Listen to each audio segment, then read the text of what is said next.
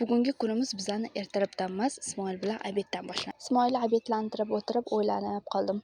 Dekretdagi ayol yana nima ishli qilsa bo'larkin deb. Mayli, ko'p xayol surmay, hali yozim oldinda usta boqishim kerak dedim. O'ylanib o'tirilgandan foyda yo'q. Hidli, parashokli suvlarimda tualet hammomlarimni yuvib chiqdim. Bu bola bilan umuman zerikmaydi odam. Cheligimni ko'tarib yordamlashyapti. Kechagi shamolda shunaqangi hamyonchang bo'lib ketibdi, bemalol rasm chizsa bo'ladi. Shu changlarimni artib turib, xayolimga bitta narsa kelib qoldi. Hamma joyda kelin hayoti, ozish hayoti, yana nimadir hayotlarni olib chiqishadi vlog qilib. Men shu dekretdagi ayol challenge'ini ko'rmoqchiman. Buning uchun faqat sizlardan podpiska va like kutamiz. Dekretda 1,5 yildan beri o'tiribman. Ozgina qoldi ishga chiqib ketishimga. 3-4 oycha qoldi. Shu chiqquncha 3-4 oy ichida challenge qilib ko'ramiz.